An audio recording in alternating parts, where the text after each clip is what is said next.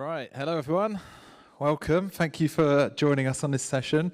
So I have the pleasure of hosting this session and introducing my colleague, who I will do shortly. We will be doing Q&A, or the aim is to do Q&A at the end of this session. So if you do have questions, please obviously keep them to bank them, and then I'll come around with the microphone at the end of the session and we can answer them live for you.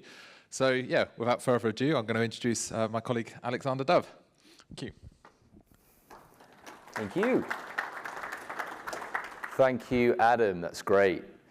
So guys, nice to meet you. Again, as Adam's just said, my name is Alexander Dove. And before I do a proper introduction, I'm going to introduce you to Jamf, Bait and Tackle all things phishing. And I realized I've forgotten my clicker, which is terrible. Let me go get it. Hang on a sec. Can I just grab that? Otherwise, I can't move to the next slide, right? Thank you.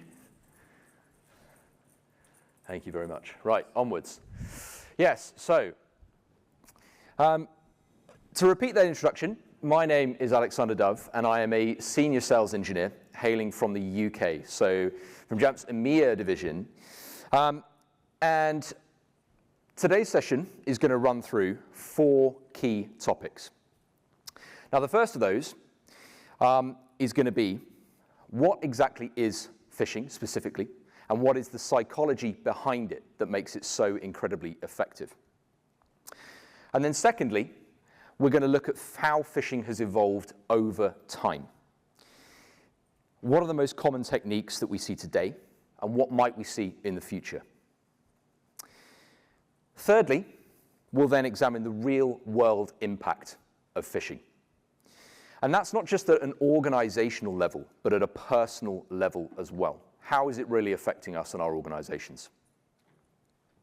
And then finally, I'm going to walk you through some strategies on how to stay protected and avoid getting caught.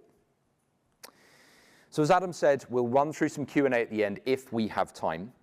But if we don't, I'm holding a brain date later today that's going to be diving deeper into all of these topics.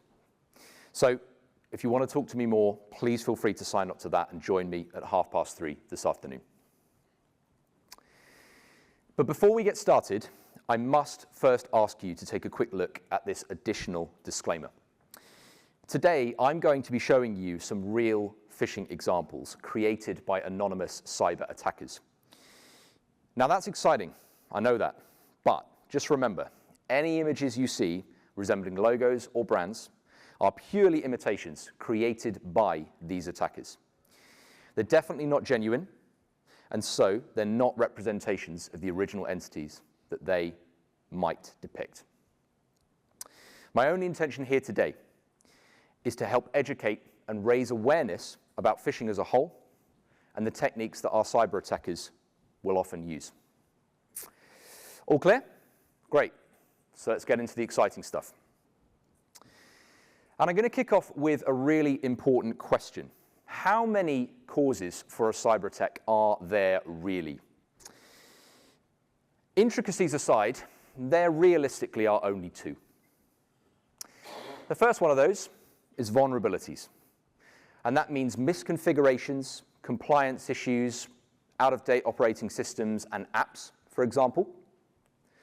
The next one is human error, where a person does something wrong. And what do these 2 concepts both have in common? They're both types of mistakes. We're only human. We make mistakes, right? So when it comes to vulnerabilities, maybe that's when developers write faulty code, which leads to bugs and then to exploits. Or maybe it's when IT teams don't enforce compliance policies and devices end up misconfigured and vulnerable. And when it comes to human error, no matter how much help we are given, we always find a way. Be that visiting bad websites, oversharing, be it simply leaving our devices unlocked. We find a way. But by far the most prolific type of human error we see today still is when we fall for phishing. Now, I expect most of us here are probably quite familiar with the concept of phishing, but just in case, the definition is up here. It's as follows. Phishing attacks are deceptive communications that attempt to bait someone into performing an action. Now, later, we're going to get into some statistics that highlight just how problematic phishing really is. But first, we're going to take a look at why. Now, a great place to start is with this ancient Mongolian proverb. It says, "The fish only ever sees the bait, never the hook." But a more modern-day translation of this might be, "A man sees not the danger, but only the profit." To expand a little bit on what this means, typically we humans make decisions based primarily on the outcomes of those decisions rather than the actions or the processes, right? We rarely examine the actions we need to take to reach that outcome, and instead we lean on muscle memory. We do what comes naturally to us, and it's this that our attackers exploit. They cast their phishing lines amid those actions that we have to take to reach those outcomes. And that makes us more likely to miss the danger and take the bait. To expand on this, attackers will leverage the concept of social engineering to further strengthen this approach. Now, social engineering as a concept is the psychological manipulation of people into performing actions or divulging information. And it works through the exploitation of our human habits and behaviors, such as fear. Attackers might try and scare us into action with a threat of some kind. Urgency. They might try and force a rush decision by creating an arbitrary deadline, for example. Greed. They might try and make us an offer that we simply can't refuse. Helpfulness. They might just try and appeal to our compassionate side, for example. And finally, curiosity. They might just try and pique our interest, just enough to get us to interact. So, how about we take a look at some of these examples of how attackers are using these behaviors against us? So starting with fear.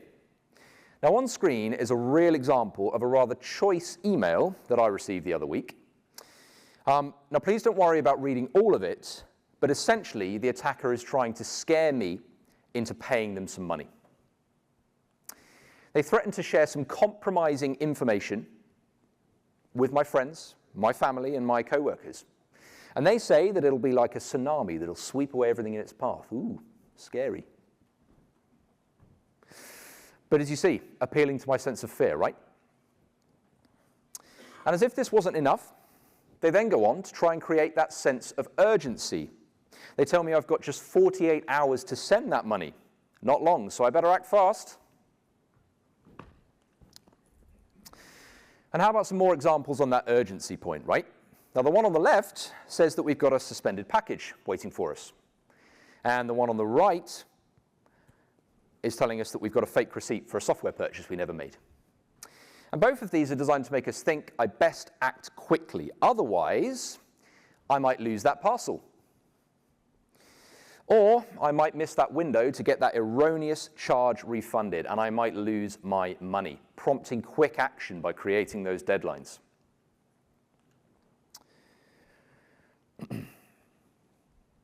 Now, playing more to our greedy side, these two examples look to try and draw us in with offers or promises of hefty refunds. Now, the first on the left is offering us a tax refund in my lovely British GBP there of £367.27.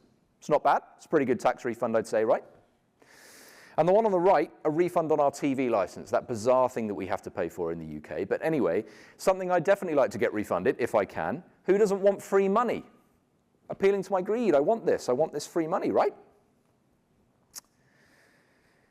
And further still, messages such as these are designed to play to our greedy side, because we all just love a hot deal, a special offer, or a big sale, right? And what about a message that appeals to our better nature, right? That helpfulness side. And here, my lovely boss Misha, some of you might have seen in the keynote the other day, he's asking for some help fixing a big issue on the company website. Important stuff, I'm sure you'll all agree, right? And I wouldn't want to help Misha. He is my boss. Helping is just human nature, especially when it's our family, our friends, or our colleagues. And that's why it works.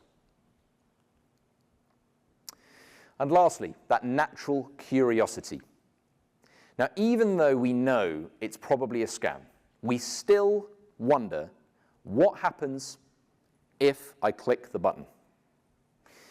Or what's really in that attachment. Curiosity is what gets me to interact. So there you have it, some clear examples of how our attackers will exploit our own human psychology and our behaviors. Why do they do it? Because it works so effectively. These things will always come naturally to us, and all the while they do, our attackers will continue to exploit them. So let's move on to section 2 and take a look at how phishing has evolved over time. Now, the evolution of phishing has, for the most part, tracked the development of technology. Years ago, our street con artists were trying to bait us into playing their games with promises of, prizes, easy wins, those sort of things, only to rob the money from our pockets when our backs were turned, right? And then technology started to evolve. Easy access to transport allowed attackers to get to us directly, scamming us on our doorsteps. And with the invention of the telephone, attackers suddenly had a way to reach us remotely. They could just pick it up, call us, and try to get us to interact. And technology has continued to evolve ever since. Now it's everywhere. It keeps us online 24/7. And the result is that there is no limit to the different ways that our attackers can reach us. Today, attackers can literally reach millions of people with the click of a button. But this isn't enough. They still want more. Now, sure, connecting with people en masse in that big style is easy. But the problem with that for attackers is that the rewards are small. And so, attackers are now using technology to, in fact, narrow their nets. They are seeking much more specific targets in pursuit of much bigger rewards. And there are 3 ways in which they're doing this. Firstly, they're using our rapid adoption of new technology against us. We're consuming new technology faster than we can even keep track of it, which makes us vulnerable. Secondly, they're doing their research a lot more thoroughly. And they're using the wide availability of news, information, and personal data to tailor their attacks. And then thirdly, they're exploiting the seismic shift towards mobile working and mobile technology, using our desire for convenience as bait. Let's have a look at these 3 further. Now, one of the major downsides to our rapid adoption of technology is the volume of data breaches that come as a result. The faster we adopt these new services, the faster that they get built. This leads to more mistakes and ultimately to more data breaches. Data breaches are cyclical. One attacker's breach makes things 10 times easier for the next. In fact, breaches are happening so often nowadays that attackers almost have a library of different data pools to choose from. Attackers can gain easy access to a particular type of audience based on the type of service that was breached. Now, if you want to see the data breaches your data might have been in, I'd highly recommend the service that you see on screen here now. I'm sure many of you are familiar with it, but ignore the gaming style spellings here, haveibeenowned.com, right? It's redacted, but you can see there, this is one of my real email addresses. It's been in 6 data breaches to date, and that's going to continue to grow. So this is an interesting one. Have any of you ever had something like this? It's a scam email. Now, it might be from someone you know, but someone you only know vaguely, maybe from a while back, maybe a past connection from when you were younger. And so you can't help but wonder, how does the attacker know that you know Joe? Well, remember when you used to chat with Joe on MSN, AOL, or something like that? Well, his old account still exists. And it still holds all of Joe's old contacts lists and data. And because Joe moved on to other things, he never changed that super simple password 1234 or whatever it might have been back in the day. And he also never set up multi-factor authentication. Yes, that's exactly how the attacker knows. The attacker broke into Joe's old account, essentially, and with ease, I might add, and using all of his contacts, built themselves a list of potential targets. We've been using technology for such a long time now that it's hard for us to keep track of the accounts we have, where they are, or who they're even with. And these old forgotten accounts make ideal hunting grounds for opportunist attackers looking to add that little bit of a personal touch. Moving on, today's easy access to news and information hugely benefits our attackers. And our desire to consume it makes it easy to weaponize. Attackers will fish the trends, as I like to say. They will use popular, well-known topics as bait to encourage our engagement. Take the COVID-19 pandemic, for example. For several years, this was the world's #1 news story, and of course, attackers took advantage.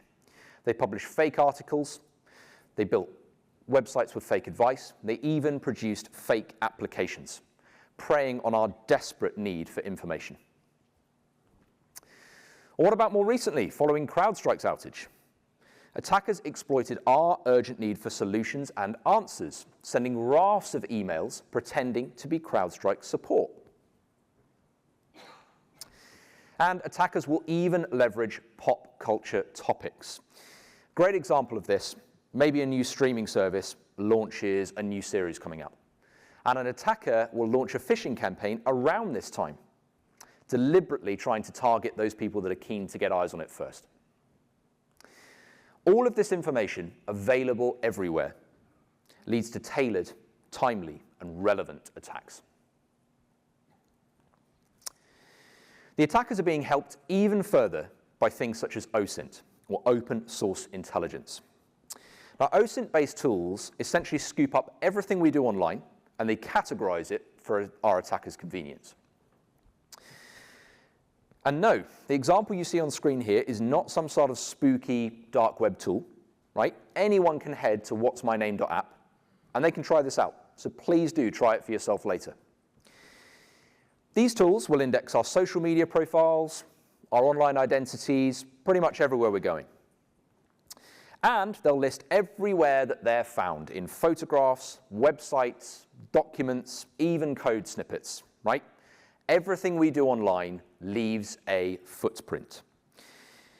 And it's a footprint that's easily followed, a trail that's easily followed, thanks to tools like these. But once our attackers have all this information about someone, what do they do with it? Well, they might try and spearfish someone, but unless that person is a multi-billionaire, what's really in it for them? What's the return going to be? Remember, as I said earlier, these attackers nowadays are actually trying to go for those much, much bigger payouts, those bigger rewards. So they're much more likely to engage in something called ransom phishing. May have heard of this before, but how does that work? First, they'll take that spear phishing step, but they'll phish the victim for some personal information. They'll be looking for their bank details, or maybe their LinkedIn information, for example. And next, they'll make contact. They'll threaten to exploit the victim using the stolen information if they do not give them something even better: sensitive company data, the big score. And fearing for their livelihood, their career, etc., the victim gives them just that sensitive company data that the attacker wants. They give them that big score. Ransom phishing is a fantastic example of how attackers are increasingly using multi-stage attacks to achieve bigger returns. That's exactly what ransom phishing is, an example of a multi-stage process to achieve a bigger return. Another attack strategy that often includes multiple stages is poisoning the waterhole. Now, most of the examples I've used so far have been email-based, And so I'm sure a number of you in here are thinking, well, you know, I've got email filtering, so I'm safe, right? I'm protected. But unfortunately, you are wrong. Now, just as easily as an attacker can work out the personal services that you use, attackers can also work out the services that you're using for business. Now, let's say you use Dropbox at work. When you share Dropbox links via email, or you put them on your website or your blog, you are actively showing potential attackers that you use it. You're giving them that insight. Now, by leveraging the services that you have against you, an attacker can bypass certain security systems, such as your email filtering. Since you use Dropbox, it's on your allow list, it's getting through all of your protections, and so if an attacker uses it, they can bypass those protections too. And they can get those nasty phishing emails straight into your inbox. And secondly, because you trust these services, that makes the attack appear even more authentic. Now take the example shown here, right? Instead of sending a malicious file directly, the attackers instead used a shared Dropbox link to make their way around your email filter. Now when followed, the link takes you to a fake invoice. The attackers tried to create a sense of urgency for you as well, linking back to those concepts we talked about earlier. And they've claimed that the invoice is overdue. And to try and save you some time, they've created a handy button there for you to make a quick payment. It's kind of them, isn't it? And when clicked, you're redirected to a Microsoft form so they can harvest your information. Yet another service that you know and trust and actively use. And lastly, leveraging the services that you use allows an attacker to operate cross-platform, not just on your Macs or your PCs, and it's going to allow them to do it on all of the devices that you use. Most organizations will choose services that work just as well on their mobiles as they do on their Macs and PCs, which in this case, of course, works to our attackers' favor. They haven't got to make customizations to this attack to get it to work on mobiles. It's just going to work. Which brings me on to that third point, how attackers are exploiting the shift towards mobile technology. And to highlight just how well they're doing this, I'm going to test you. Now, one of these phishing pages is the real login page for my home mobile carrier, EE, or Everything Everywhere. The other is a phishing page. Now, I'm going to test you and see if you can tell which is the real one. So, show of hands, who thinks the one on the left is the real login page for Everything Everywhere? Show of hands, please. Anyone think the one on the left? No? No one at all? Okay, okay, all right. No one at all. Well, so who thinks the one on the right is the real one? Okay, some people didn't put a hand up there at all. Okay, some people were tentative. I'm going to take that as a left. But still, you were right. It's the one on the right is the real page. So well done to those of you that guessed that. That's good. But what I want to highlight here, right, is that the only real difference between these two pages is the address itself, which highlights my point exactly. Mobile platforms are inherently designed in a way that benefits our attackers. To dig into this a little more, let's take a look at SMS phishing, or smishing. The starting point for that very example I just tested you with is this exact SMS message that you see on screen. Now, straight away, you can see that the message appears to come from EE themselves, rather than some random number. Spoofing an SMS sender ID like this is incredibly easy for an attacker to do. And worse still, mobile platforms tend to store messages in the same thread when they're from the same sender ID, even if it's actually not from that genuine sender. As a result, fake messages can slip in directly alongside the real ones, making them seem even more authentic. The attacker has even gone so far in this case to use familiar things like a CAPTCHA and an SSL certificate, things we associate with security on our mobile platforms. We see these so often that we trust them, which is of course going to make us much more likely to engage. Mobile versions of websites are generally skimmed down to make sure they're simple, fast, and convenient. The downside to this, though, is that it makes them incredibly easy to replicate in a way that looks authentic. And in this case, all the attacker had to do was build a page with a white background, a text box, and some logos. And it's for these reasons, amongst others, that mobile platforms work so well in favor of our attackers. Now, the worst part about all of this, though, is that we inherently trust our mobile devices. They were sold to us as being secure by design. And whilst that's absolutely true, it doesn't mean that they can protect us from ourselves. Our trust for our mobiles makes us incredibly complacent. We're much, much more likely to do things on our mobiles and take risks on our mobiles that we wouldn't take on our Macs or our PCs. And with that, we'll pivot to that user convenience side of things a little bit more. QR code phishing, or quishing as it's often known, is another way in which attackers are exploiting our shift towards mobile technology. So to highlight why this is such a problem, I'm going to test you again. This one's going to be a bit harder. One of these QR codes takes you to our Jamf Protect product webpage. The other downloads iCar's test zip file. Now, without cheating, I see a few phones up here. Without cheating, please. Without cheating and scanning it, right? Which one is the genuine one? The one that's going to take you to our Jamf Protect product webpage, right? So, show of hands. Do we think it's the one on the right? Who thinks is the one on the right is the genuine link? Okay, we think the one on the right. Okay. Who thinks the genuine link is the one on the left that's going to take you over to Jamf Protect? Interesting. So we've got a consensus on the left then, right? Well, I'm afraid you are wrong, those who said on the left. It is the one on the right. So well done to those who said the one on the right. But this is exactly my point, right? How on earth are you supposed to tell two QR codes apart? How are you supposed to do that? Without actually scanning them, you can't. You just simply can't tell them apart. By then, it's already too late, which is exactly why our attackers are using them. Now, with QR code phishing, convenience itself is the bait. Now, for example, imagine you're at a parking meter and you're trying to pay for parking, or maybe you're trying to charge your car, for example. Now, you see a QR code on the machine and you think, wow, that's so much easier, so I'll just get my phone out and I'll scan that, right?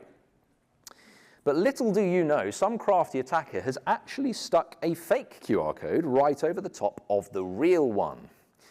Now, as you can see by the image here, as you can see, this stuff is really happening. This is not made up. These are genuine attacks that are happening in the wild, right?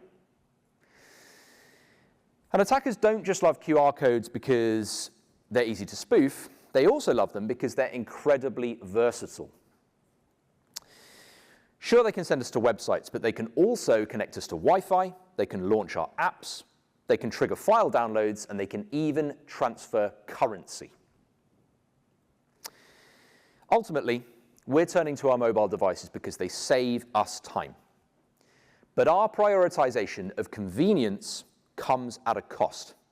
It is incredibly easily exploited. Now, since our mobiles are our now most trusted devices and our most convenient, today, they're the devices we use the most. Nowadays, we don't just use them for communication, but for daily tasks too. And that paves the way for techniques such as low-value phishing or lishing, quite a new concept. Now, typically, we will judge the risk involved in making a transaction based on its value. For example, buying a brand new car the risk involved in doing that seems pretty high, right? If you're buying a new car, it's a pretty big risk transaction, that one. Especially when compared to, say, buying a ready meal deal. That's pretty low risk, right? And low-value phishing is designed to exploit this exact feeling. Your typical low-value phishing attack will start with an offer of a common low-value prize from a well-known brand, right? Just like this example here. And this is offering a Marks & Spencer's meal deal, one of my favorite UK staples, a very nice way to have lunch. And since it's low value, it's got to be low risk, right? And all it asks me to do at this stage is complete a small marketing survey. And this, again, for a free meal deal, this seems pretty proportionate. It seems pretty reasonable for what I'm getting for free. It doesn't seem out of context. It doesn't seem excessive, which to me makes it feel authentic. And next, it asked me to reshare this promotion via WhatsApp. Again, this doesn't feel that unusual for this sort of promotion. Most promotions want you to reshare it and spread it wider, right? If my friends don't want a free meal deal, then they can just ignore the message. But of course, all you're really doing here is you're actually helping the attacker share the attack wider. The attack then goes on to try and harvest as much of your information as possible before you eventually just give up. So why did you interact in the first place?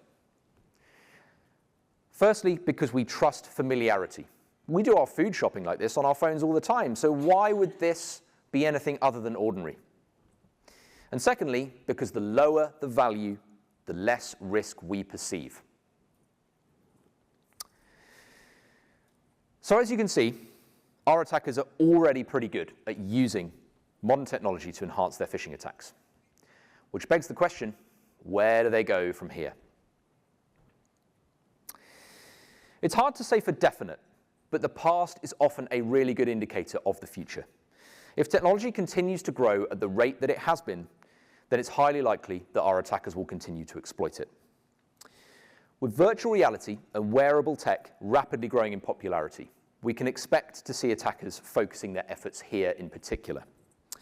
Virtual reality being centered around creating immersive, believable, convincing experiences already feels like it's tailor-made for our attackers. And through the use of artificial intelligence and machine learning, attackers can already generate websites, they can build malware, they can do all sorts of things automatically at the click of a button. Now, as this technology continues to develop, attackers are even using it to impersonate us. You know, we've all seen those kind of replications of people's voices on the phone. We're seeing people creating deepfake videos and so on. Ultimately, the future, the possibilities are limitless, really, with AI and machine learning, which is, of course, concerning.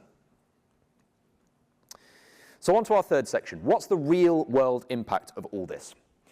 And first, we're going to take a look at the organizational cost with the help of some simply staggering statistics. Now, last year, 94% of organizations were victims of phishing attacks. And 96% of those were negatively impacted by it. And phishing attacks specifically were 50% more successful on mobiles than they were on Macs or PCs, which highlights just how much those mobile platforms are being specifically targeted. As of 2021, phishing attacks now cost large organizations, on average, $15 million annually, which is incredible. That works out at $1,500 per employee. Huge. And lastly, the data says that 36% of all data breaches and digital thefts start with phishing.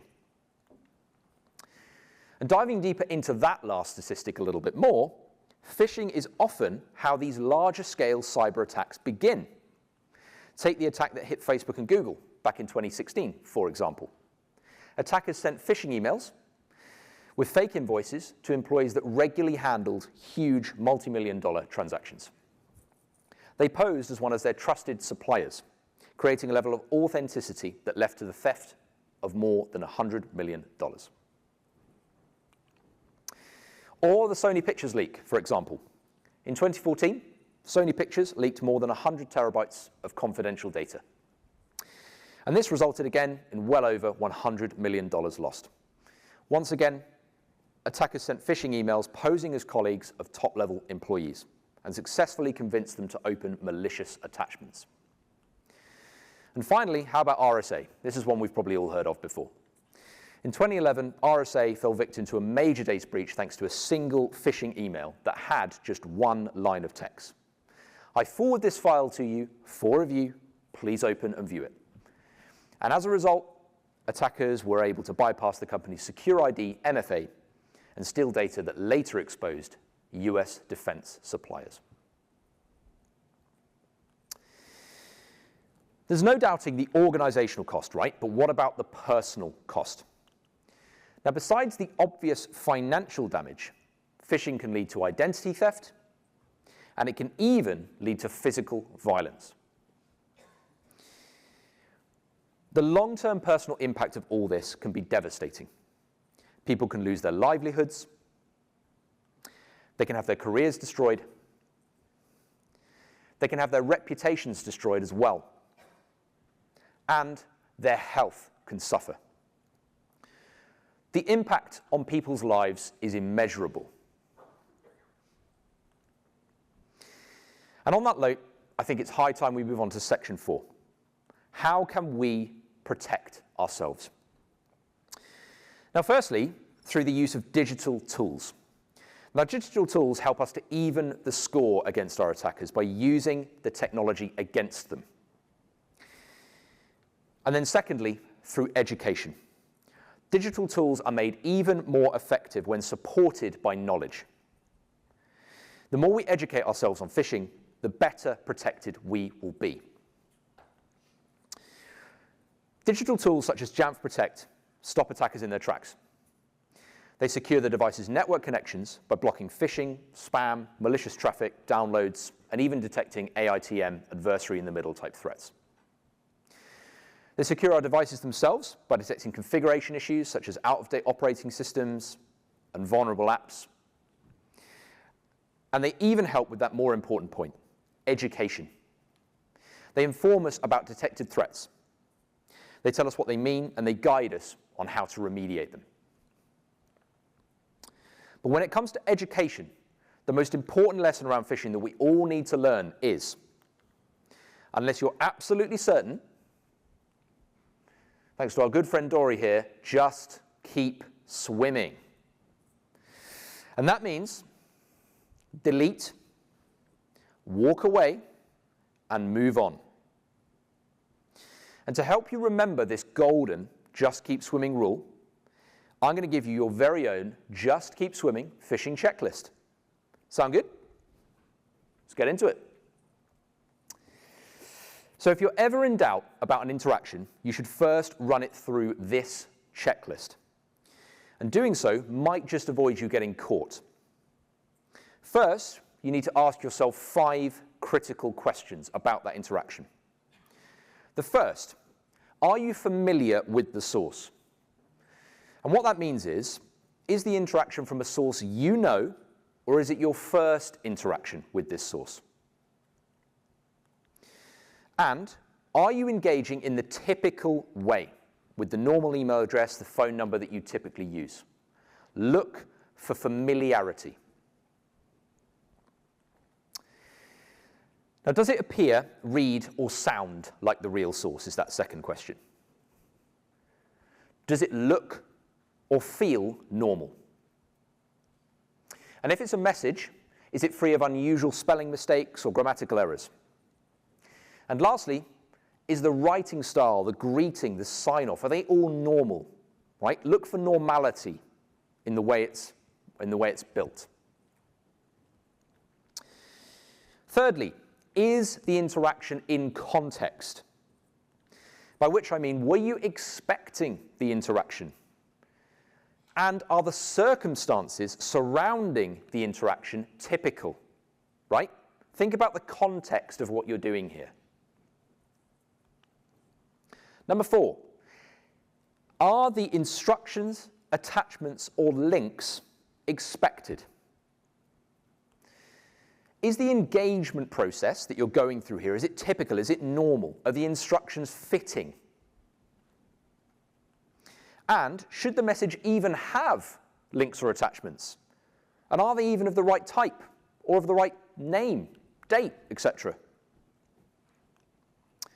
And then number 5, is the importance, the urgency, or the deadline typical?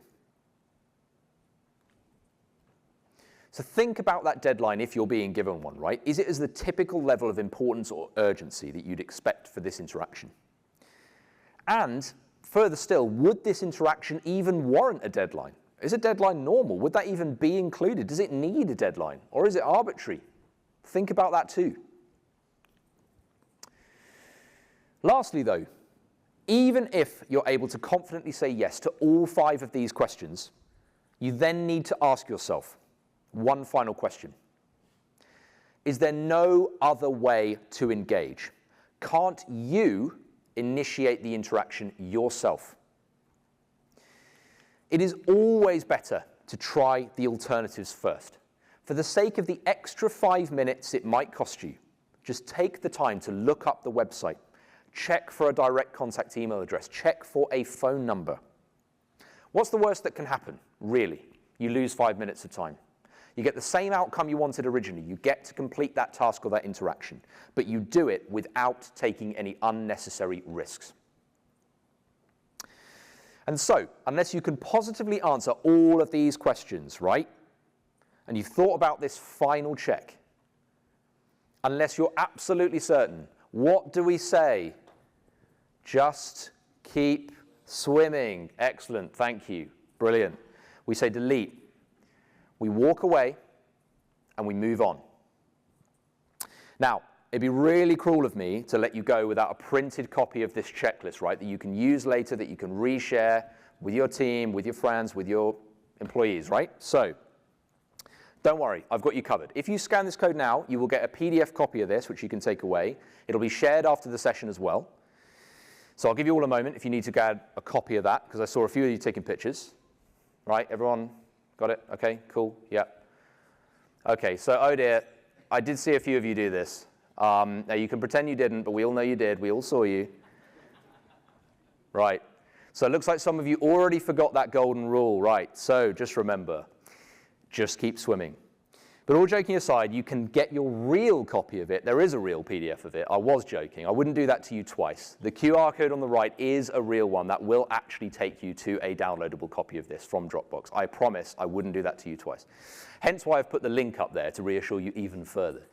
But yeah, thank you so much everyone for listening this afternoon. Really enjoyed speaking to you all. As a reminder, I've got a brain date at 3:30 this afternoon to talk through all of this stuff more. So any questions you have, please don't hesitate to join me. We can talk through more of it in more detail. I've got plenty of other examples to share. Great. But now, on to Q&A. If there's any questions, Adam's got a microphone. He will hop round. We've got about 3 minutes or so, 3-4 minutes to answer any questions you guys might have. Thank you very much.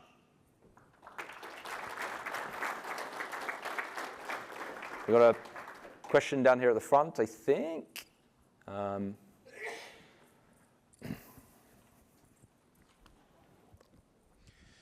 So in our organization, we routinely phish our employees. Okay. And one of the things that we keep telling them is, like, I'd rather have you over-report than under-report.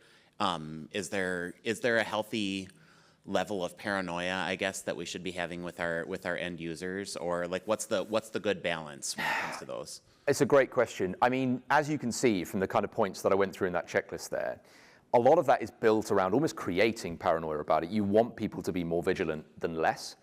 But what I would say is I think there's a fine line between paranoia and empowerment. You know, if you've got knowledge and you trust yourself to go through this, then theoretically you can get to a point where reporting becomes almost unnecessary. And that's what we're trying to get to here. We recognize that things will always happen. You know, there's always going to be network threats, things that users can't avoid. But phishing is a proactive social engineering type threat. Users can proactively avoid it. So doing the sort of testing that you're doing is ideal. That's perfect. That's great for this education stuff. But I think paranoia is almost more likely to be created when you're giving them the examples. I think preemptive education means that they're less paranoid and they feel, I'm smarter than this. I'm going to report it. And that shifts paranoia from being knowledge. You know, it changes it to knowledge. So I'd say more courses, more examples if you have them to show them to them, as opposed to trying to send them phishing campaigns, maybe. But, or both together. That's the perfect storm, right? This sort of stuff, educational talks, great. And then, you know, guidance as well. Perfect. Any other questions? Yeah, there's two at the back, I think. Yeah, oh, no, okay, one at the back. Perfect.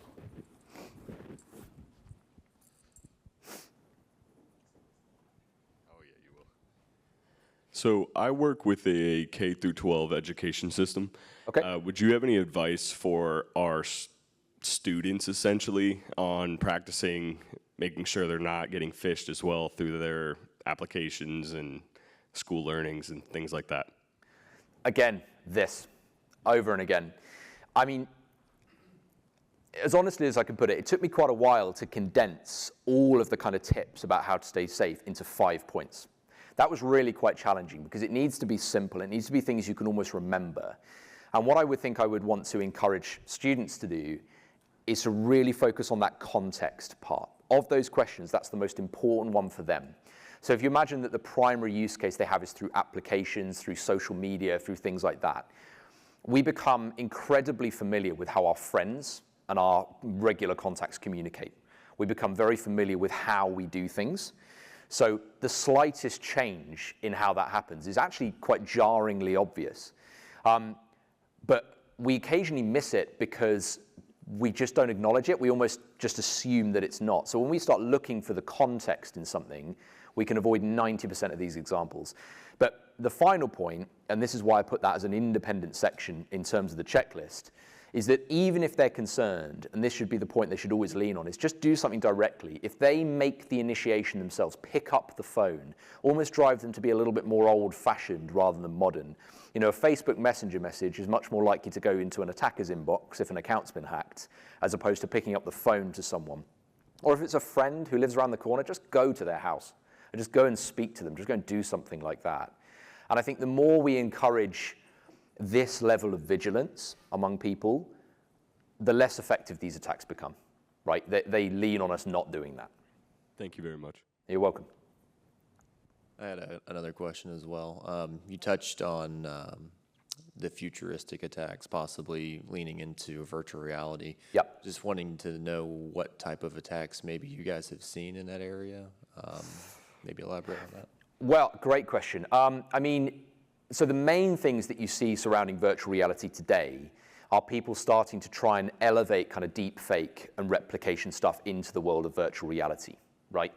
I saw a thing that was posted the other day on Reddit where someone had basically been able to create a video of someone using deep fake kind of technology that basically posed as an individual who just bought themselves a Vision Pro, and it was kind of like their digital persona thing. So they basically used a deep fake to create the digital persona. Now, yes, it didn't look that much like, it was pretty good, it was okay, I mean, it was a persona, but that almost worked perfectly in the attacker's favor because the person saw it and they went, wow, they've got a Vision Pro, check mark, that's something this person would do. Second check mark, of course they're gonna try out the visual memoji part, right? Of course they're gonna try that. And thirdly, it didn't need to look identical because it was a replication. So all of a sudden it became more authentic. And I think, again, the context of these devices, the fact that they're all about being as immersive as possible is what you're going to see. I think you're going to see a dramatic increase in deepfake and voice replication and all of that stuff, which plays very much into the machine learning and the AI piece. The other thing I think you'll see is just further exploitations of some of the stuff I've talked about here. The novelty of being able to do things in VR is going to, unfortunately, cause people to drop these critical faculties just because of the novelty. So I think it's a new avenue. It's another way that technology is quite literally permanently in your face. So it's more ways to get this stuff in front of you 24/7, in short. Yeah, hopefully that helps. Great. Yeah, we'll do one more. I know we're keeping people from lunch. Yes, yeah, perfect.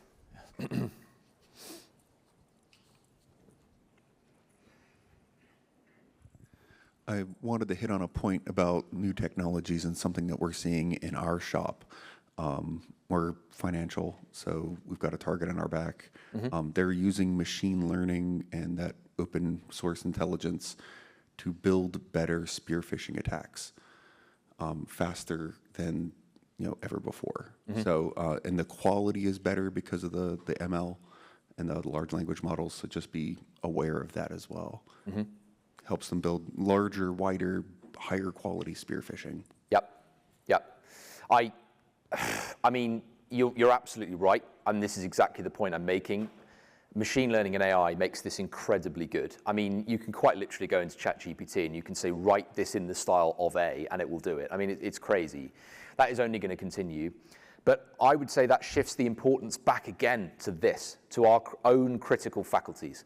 So let's say that AI has been intelligent enough to make it contextual. It's been intelligent enough to make it realistic. It's come through in the normal means. All of those 5 points are checked. Now you get onto that final last check and you say, great, well, do you know what? I know my lawyer quite well. I'm just going to pick up the phone to them. I'm just going to call them.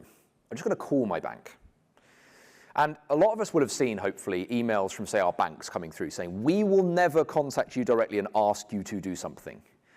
Things like that are vitally important. I think more organizations need to do that. They need to be reinforcing what I'm talking about here, and they need to be going out saying, look, just call us directly.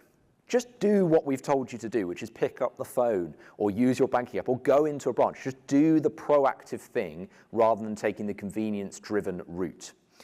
And I think that is going to be our only way, realistically, to start combating these type of threats. Because the technologies continue to grow, and the more it grows, the more attackers will use it. Cool. Thank you very, very much for listening, everyone. Appreciate it. And again, Brain Date at 3:30 if anyone wants to join.